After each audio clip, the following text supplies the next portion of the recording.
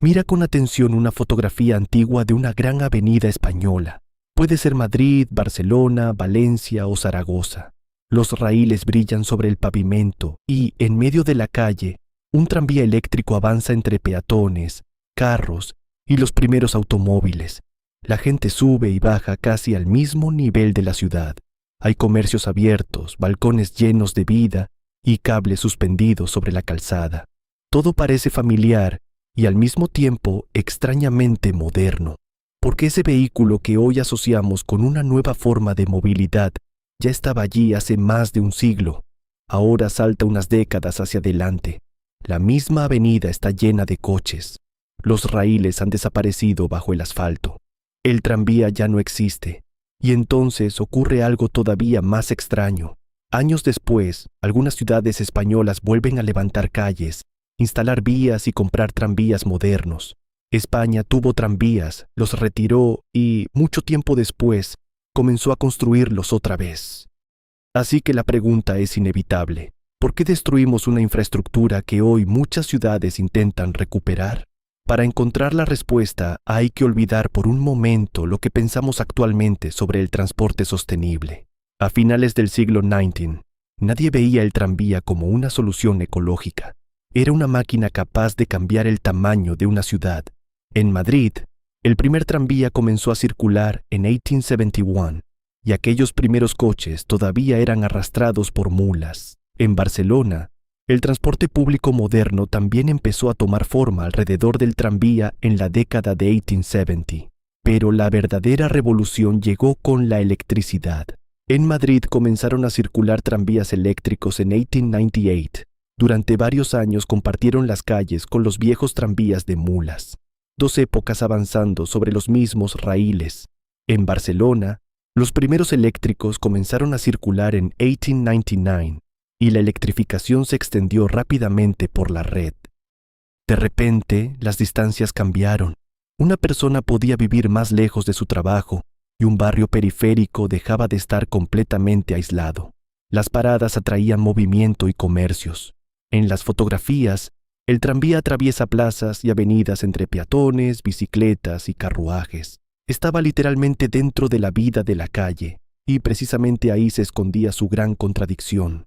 Su mayor fortaleza era también una debilidad. Los raíles hacían que la ruta fuera clara y permanente, pero un tranvía no podía improvisar. Si algo bloqueaba la vía, no podía girar y buscar otra calle. Modificar una ruta exigía intervenir sobre la infraestructura. Había que mantener los raíles, la red eléctrica y los vehículos. Mientras las redes eran nuevas, aquello parecía el precio lógico del progreso. Pero pasaron las décadas. Los coches tranviarios envejecieron. Algunas vías necesitaban renovación. Las ciudades crecían en direcciones que las antiguas líneas no siempre seguían. Y en ese momento apareció una alternativa que, vista con los ojos de entonces, parecía mucho más sencilla. El autobús no necesitaba raíles. Podía utilizar una calle existente y cambiar de recorrido. Si nacía un barrio nuevo, una línea podía prolongarse sin instalar kilómetros de vía. Para los responsables del transporte urbano, esa flexibilidad era enormemente atractiva, y aquí nuestra visión actual puede engañarnos.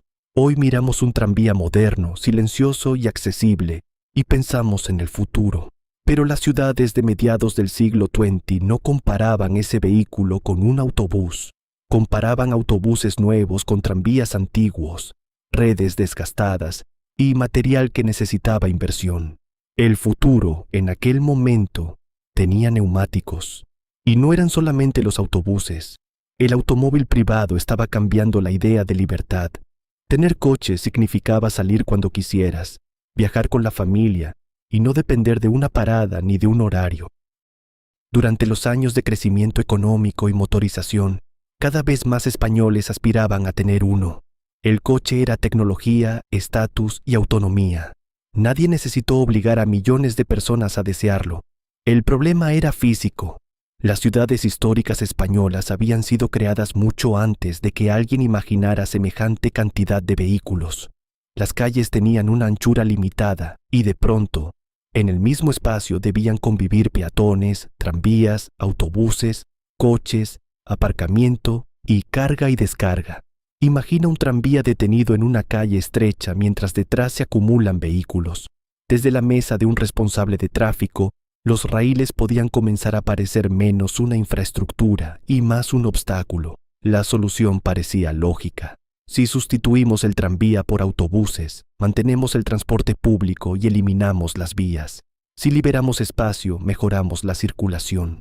Si la calle queda despejada, los coches avanzarán mejor. Sobre el papel, todo encajaba. Pero había una pregunta que todavía no se entendía del todo. ¿Qué ocurre cuando una ciudad facilita el movimiento del automóvil y, como consecuencia, cada vez más personas deciden utilizarlo? La desaparición no ocurrió una mañana en todo el país. Fue un proceso. Una línea necesitaba una renovación costosa y se sustituía por autobuses. Otra perdía importancia. Una avenida se reorganizaba para el tráfico. Después cerraba una conexión. La red se hacía más pequeña y al hacerse más pequeña, también resultaba menos útil. Menos inversión podía empeorar el servicio y un servicio menos atractivo daba nuevos argumentos para clausurar líneas. Las causas locales variaban, pero muchas ciudades acabaron avanzando en la misma dirección. Madrid es uno de los ejemplos más impresionantes. Una ciudad en la que el tranvía había formado parte de la vida cotidiana desde 1871, terminó cerrando sus últimas líneas en 1972. En Barcelona, los últimos tranvías de la antigua red, las líneas 49 y 51, se despidieron en marzo de 1971. Más de un siglo de historia urbana desaparecía bajo nuevas capas de asfalto, mientras otros sistemas se presentaban como símbolos de modernización. Y esta es quizá la parte más difícil de comprender desde el presente. Para nosotros, retirar un sistema eléctrico urbano puede sonar extraño. Para una generación que veía viejos coches tranviarios sobre infraestructuras envejecidas, la historia parecía exactamente al revés. El tranvía era el pasado, el autobús y el coche eran el futuro. La historia podría terminar aquí. España eligió nuevas formas de movilidad y los raíles quedaron atrás. Pero décadas después ocurrió algo que convierte todo esto en una paradoja extraordinaria. Las mismas vías que habían sido retiradas por considerarse rígidas, incómodas o antiguas, comenzaron a regresar a las ciudades.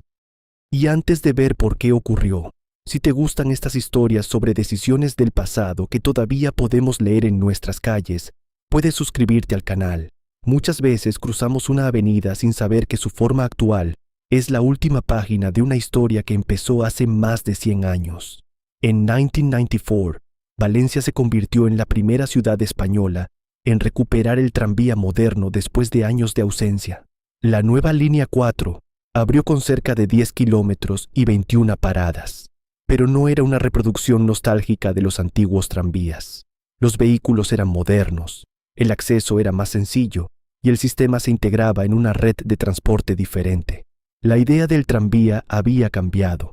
Después Valencia dejó de ser una excepción. Barcelona volvió a ver tranvías modernos en 2004. Zaragoza, cuya antigua red había desaparecido en 1976, recuperó el tranvía décadas más tarde. Madrid desarrolló sistemas de metro ligero. Bilbao y Sevilla también incorporaron soluciones tranviarias en sus redes. Entonces apareció una ironía fascinante. Durante años, la infraestructura fija había sido una limitación. Un autobús podía cambiar de ruta, las vías no. Pero esa permanencia empezó a verse también como una ventaja. Un corredor fijo transmite estabilidad, permite planificar alrededor de sus paradas y puede reorganizar una avenida. Lo que antes parecía rigidez, comenzó a parecer permanencia. Además, los nuevos tranvías podían circular por plataformas reservadas, ofrecer mayor accesibilidad y utilizar sistemas de información y control impensables décadas atrás. El nombre seguía siendo el mismo, pero el contexto era completamente distinto. Eso no significa que el tranvía sea una solución mágica. Construir una línea puede ser caro. Las obras afectan a calles, comercios y residentes. Elegir un trazado provoca conflictos. Una línea mal planteada no se convierte automáticamente en buena por tener raíles. Hay corredores donde un autobús puede ser más flexible y suficiente, y otros donde el metro puede ofrecer mucha más capacidad, pero precisamente por eso la historia española es tan interesante. no demuestra que siempre debimos conservar todos los tranvías. Demuestra algo más incómodo. Una tecnología puede parecer vieja o moderna dependiendo de los problemas que una generación intenta resolver. Entonces, ¿por qué España destruyó sus propios tranvías? Porque muchas redes necesitaban inversión, porque los autobuses ofrecían flexibilidad, porque las ciudades crecían, porque el coche se convirtió en símbolo de progreso y ocupó cada vez más espacio, porque la planificación urbana comenzó a prestar una enorme atención a la circulación, y porque las decisiones se tomaron mirando los problemas inmediatos de aquella época, no los debates urbanos de 50 años después. Probablemente muchas de las personas que defendieron la sustitución de los tranvías estaban convencidas de estar modernizando sus ciudades. Juzgarlas como si conocieran nuestro presente sería demasiado fácil, pero comprender sus razones tampoco obliga a ignorar las consecuencias. Cuando una red pierde líneas, no desaparecen solamente vehículos, cambian los recorridos cotidianos, la distribución del espacio y la forma en que una calle se relaciona con el transporte. Ahora vuelve a la fotografía del principio. Los raíles brillan sobre el pavimento. Un tranvía atraviesa la avenida entre peatones y edificios históricos. Después imagina la misma calle sin vías, cubierta de asfalto y ocupada por coches. Y finalmente, imagina otra ciudad española levantando de nuevo el pavimento para colocar 2 líneas de acero. Los mismos raíles pueden significar cosas completamente distintas para 3 generaciones. Para una fueron el futuro, para otra fueron una reliquia que había que retirar, y para la siguiente volvieron a convertirse en una posible respuesta a problemas modernos. Quizá esa sea la verdadera historia de los tranvías españoles.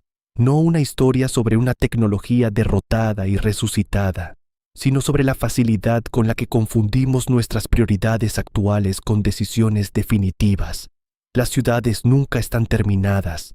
Lo que hoy parece imprescindible puede resultar incómodo dentro de 50 años, y algo que eliminamos convencidos de avanzar puede convertirse exactamente en aquello que nuestros nietos decidan reconstruir.